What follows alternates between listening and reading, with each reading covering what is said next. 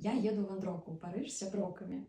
Як файна гэта. Так як мы летим на лукосе, то ў мяне будзе толькі з сабой шопер, каб узяць усе свае рэчы. Таму я вырашыла запісаць нейкае такое відэо, каб у вас была інструкцыя, як сабраць таксама самастойна такую ж капсулу. Коціку ў лапкі. Самыя цяжкія рэчы мы адзяваем на сябе, калі летим. Гэта абутак самы аб'ёмны, джинсы, швэдэр, знізу адзяваем топ, а зверху гэта ветровка альбо нейкая іншая куртка. Калі будзе халадней, то я адзену пад гэты швэдэр яшчэ лонгсліў.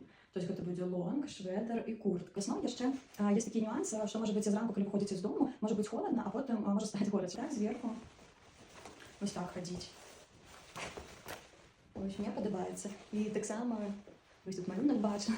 Замест швэдэра што я магу адзець? Я магу адзець камізэльку. Вось у нас уже две рэчы і уже некалькі вобразаў, которые мы можам міксаваць.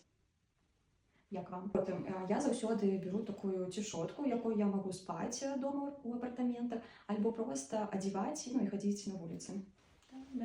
Заўсёды люблю дадаваць штосьці такое романтычнае, нейкая блуза, бо заўсёды кудысьці вы будзеце выхадзіць, альбо нейкую рэстарацыю, альбо нейкі музей, дзе захацеце зрабіць нейкія здымкі прыгожыя. Вось, і такая блуза романтычная заўсёды добра будзе пасаваць да джинса і да нейкіх красовак.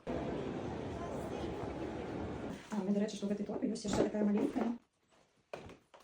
Вось, мне падаецца, што ў гэтай торбе ёсць, можна яшчэ такую вось маленькую, і вот так вот. І можна яшчэ дадаць спадніцу, каб яна пасавала і пад швэдэр, і пад лонг з камізэлькай, і пад простую майку.